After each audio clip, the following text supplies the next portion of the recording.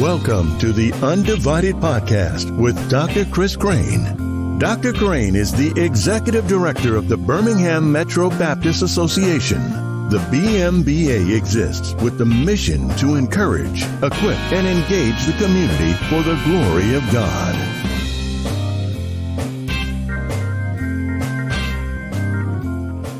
Welcome, everyone, to the podcast. It is an honor to have in the studio today Gary Hollingsworth, who is now with Mission Dignity. Welcome, Gary. Thanks, Chris. It's so good to be with you and also to be here in this incredible facility here with the BMBA. Well, we're thankful for you, and we're thankful that you're back here in Alabama. So most of our listeners around the Birmingham metro area have some idea of where you served and who you are. So just tell us a little bit more about your time here in Birmingham.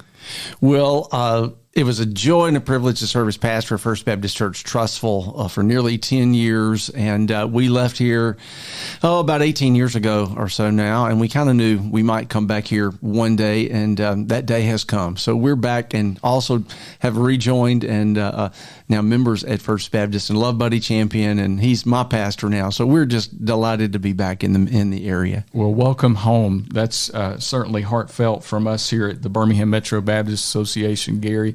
And we're thankful for the journey that God put you on. Tell us a little bit about the stops you took along the way to get back to Birmingham. Yeah, after I left Trussville and I really had no idea that we would be leaving Trussville, and God called, and we went and spent 2 years at the North American Mission Board. I was the Senior Director for Cultural Evangelism. John Avant at the time was Vice President of Evangelism and a longtime friend. And that door, he came and he had a vision and a dream and cast that, and we left a great church to go do that. And it was a short time, 2 years, but then there were some changes at the North American Mission Board. And with those changes, I really felt God was going to put me back in the pastorate, which he did, and led us to Little Rock, Arkansas, where I pastored Immanuel Baptist Church for, again, nearly 10 years. Great church. Yeah, and thought, okay, we'll probably be here till we retire and maybe move back. But then God had other ideas. Interestingly, Rick Lance, who's a pretty well-known guy around Alabama, yes, was the human vehicle that God used. And he gave my name to the search committee at South Carolina. They had reached out to him and other executive directors. So I ended up in South Carolina for the last 7+ years as the executive director treasurer for the South Carolina Baptist Convention. Then we just came to the real peace that the time was good for us for a lot of reasons, and announced our retirement, gave our board a year. They've called a wonderful young man, Dr. Tony Wolf, who began, and he's in that seat now, and that allowed us to come back home. So that's kind of the short version of about the last 20+ years. Well, we'll be praying for Tony. He has some big shoes to fill, and all my South Carolina friends love you. Oh. So thank God for you, Gary. And I'm really interested in what you're doing now because my heart really is tied into this. I've seen how Mission Dignity has made an impact, even here in the Birmingham metro area. Tell us, what is Mission Dignity? Yeah, Mission Dignity obviously is a ministry of Guidestone, and most ministers know a little bit about Guidestone. If not, they should, as far as I can retire today because of the faithful giving of churches and ministries for my retirement years. But really, we like to say at Mission Dignity, basically, it's for retirement age ministers and widows who live, and here, let this hang in the air for a moment, who are living at or below the poverty level. And that's not a lot of money. No. And it's pretty amazing. I really see it as a practical, tangible fulfillment of James 1:27. Undefiled religion before God is to take care of widows and orphans. And this is it. So that's basically what it is. Yeah. Well, I've seen stories of Mission Dignity ever since I started in ministry, how God has used this incredible resource, this arm of ministry to those in need. But just being able to host some of those who came through Mission Dignity in Birmingham Metro to have their story told on film, that was impacting. Without getting into names, could you just tell me a couple of examples of how Mission Dignity has helped a widower or a widow? Sure. As a matter of fact, literally every morning, 4 mornings a week, we have a little prayer call that we do with the team, both out in Dallas, and there are a couple of us who are out in the field, myself and another gentleman, Don Davidson, who lives down in Florida, now working part-time. But every morning we hear stories of recipients. We heard several this morning, and I'll give one example. A 74-year-old pastor just a couple of weeks ago had reached out to Mission Dignity because his church had decided it was time for him to retire, but he was not really prepared to retire. And he reached out to Mission Dignity, and he's going through the application process, and very likely. So it was our joy this morning to pray for he and his wife. That's one example. The videos you mentioned, Patsy Rogers was one of those persons who was on the video, this year's promotional video, but her husband passed away about a year and a half ago. And a part, I think it was not on the video that came out, but she tells this story that her husband said, "Honey, I've done my best to provide for you and for our family, but it's probably not enough." He was diagnosed with a terminal disease that eventually took his life. And so he said to her, literally in his dying moments, "Honey, I believe if you'll reach out." Do you remember that video we showed in the church a few years ago? I couldn't even remember the name. And he said, "I think if you'll contact them, maybe they can help you." And that, of course, was Mission Dignity. And she did, and we are. I could spend the rest of the day telling just story after story after story of recipients like that who are receiving help of some sort. And it's the difference, literally, for some of them between meals and medicine. I mean, it's literally to that stage. And so the good news is we also almost every day get to share usually a handwritten thank you note from one of our recipients, just saying thank you. And it is a blessing indeed. Absolutely. Our listeners may not know this, but one of our pastors he's a retired pastor, but God has called him to keep serving. And so he lives in a housing project, and he is a Mission Dignity recipient, and he uses the resources to bless certainly his family, which consists of his wife, but he also blesses those around him in that housing development.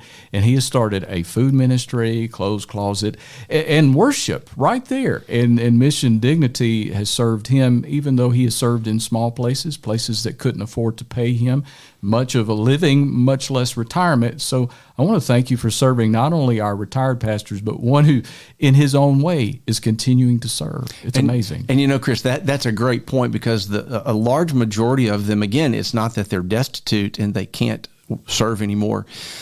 They're anxious to find a new ministry, if you will, at this season of their life. You know, because let's face it, and even I'm using the term retirement, although you never retire from ministry. And I tell people that all the time. I've just sort of retreaded and retooled and, into a new season for me. But that is so true for so many of our recipients. Those funds actually allow them, like this one gentleman, I believe his story is also on that video that is shown this year. And but I say that to say that for the vast majority of them, they're just looking for new opportunities and new ways to minister, to continue to minister in their retirement years. And those Mission Dignity funds provide that opportunity for them to just take the next step often. Well, how is Mission Dignity funded? Yeah, and it really, it's a miracle when you think about it. 2,800 plus recipients who receive somewhere between $275 a month to a high end of $750 a month. And when you add all of that up every year, roughly about $11 million has to be raised in order to just provide that basic need. And that starts over every year, because 100% of every gift that anyone gives to Mission Dignity goes to a recipient. All the administrative costs are covered by an endowment that was established years ago for this very purpose. So no administrative costs. And that's amazing in philanthropic work, as you well know, that 100% of what a donor gives goes to the recipient. So the short answer, Chris, is no corporate program dollars. It all comes from individual donors. It comes from churches, many churches put it into their budget, or they might allow somebody like me to come and do a brief Mission Dignity presentation, which I'm doing now. That's a part of my new ministry role, and I sort of have my elevator speech down to about 3 minutes. I love it. So this is a little longer elevator speech today, but the bottom line, it's individuals, it's churches. There are some foundations, and there are some other even businesses. Often hear about it, Christian businesses, and so you put all that together, and those funds have just come in, and it really is amazing to see how God brings the funding to do this. But it does have to start over every year, because we spend all the funds that come in go out, and we start over in January. So it's just a faith. It is a faith ministry. It really is. I love it. I was talking to someone of means, had a great career in business, and he grew up a pastor's son. And he asked me once, he said, how could I give back to these pastors? I know what they go through. My daddy served so well. He always served in those small churches that really couldn't afford to keep us, much less clothed and fed. They couldn't provide for a retirement. I'd love to help with something like that. It was great to say, you can go and look at Guidestone's website, and you can find pretty easily Mission Dignity. Is there any specifics on how people can get a hold of Mission Dignity and get involved? Sure. It's really, really easy. You can just go online and literally put in your search engine, missiondignity.org. A website will pop up. There are many testimonies and stories. There's information, again, about the ministry, its history. But then there's a donate tab as well. And as a matter of fact, a lot of people, this is what I do. Mine is a recurring monthly gift. And I was doing that long before I knew I was going to be a spokesperson. And I would say that to pastors, because I know there'd be a lot of ministers, pastors who are listening to this podcast. But I don't remember exactly when I started, but every year if your church is contributing some funds for you, for Guidestone, you can go to your church finance office and check a box. And if they're sending, I'll just make up a number, but if they're sending $100 a month for you, for Mission Dignity, you could designate $5 of that if you so chose, or 10 or whatever. And that's what I did. I just began to check the box and gave a little part. And honestly, Chris, I've never missed any of those dollars. I didn't get used to it. So there are some real simple ways, and those recurring gifts, honestly, over a longer period of time. I mean, we love a big gift is great, a one-time gift, that's wonderful. And many people choose to do it that way. But really the recurring gift for people, and you can just go on that missiondignity.org website, and it'll explain all the various ways you can do that. Well, I love that. Even on the church level, giving is great. Guys like me, there are 1,100 associations across the U.S. that serve as, associational mission strategists in the SBC. And a lot of those guys, we collect offerings a couple times a year, and some of us give them to worthy causes. This definitely is a worthy cause. And I encourage any AMS out there who might be looking for a way to steward their resources in those meetings. Mission Dignity is a great way to go. Anything we can do specifically, Gary, to get the message out? What can we do? Well, obviously, things like this. Podcasts are great. A lot of it is word of mouth. Since I've just been back a few months, obviously, I have some friends here, and many have been so kind to already invite me into their church, and just have allow again a 3 to 5 minute opportunity for me locally. And I'm sort of serving Alabama, Georgia, and South Carolina generally. I mean, we don't have real hard and fast territories, but since I'm retired and kind of doing this on a part-time basis, if you will, I'm limiting, if you will, my time to do that. But we have some other folks, so that would be one thing. Show the video, even if someone can't come live. Have a Mission Dignity emphasis in your church. And if anybody has any questions for me, just email me, Gary Hollingsworth at guidestone.org. Gary.Hollingsworth. Let me get that right. Gary.Hollingsworth at guidestone.org. And I'll be glad to help them figure that out. But that's one way, is just talk about it. Great.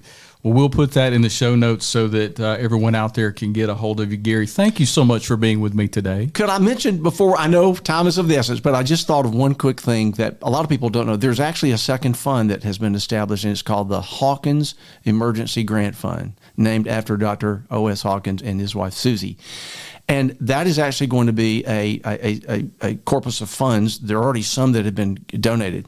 Because if you are a recipient already of Mission Dignity on the annual basis, monthly basis, but we call it the annual fund, one time a year, up to $3,000, they can apply for an emergency grant for things like eyeglasses or dentures or home repairs. And again, we're finding that many, again, have some emergency and they just don't have the money set aside. And so it's really exciting that we can come alongside of that. And that's a growing arm of this ministry. So I just want to mention that there is also that emergency fund. And my final word is, if somebody happens to be listening, or a pastor, there may very well be a recipient, someone in your church, a retired pastor or their widow. 60% of our recipients are widows, by the way, which won't surprise you. And already in many of the churches I've been in, a pastor will call me the week after and say, hey, when you shared one of our members, I knew her husband had been a pastor, came up and said, hey, I might need that help. How can I get it? And it's been so fun to connect those dots. And we have some new recipients already just because a pastor knew about it.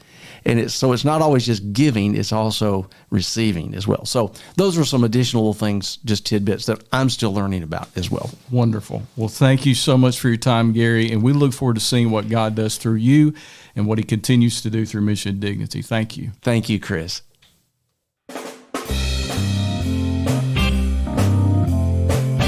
Thank you for listening to Undivided, a podcast of the Birmingham Metro Baptist Association. For more information on the association and to sign up for our newsletter, please visit bmbaonline.org as we seek to encourage, engage, and equip others in the Great Commission of our Lord and Savior, Jesus Christ.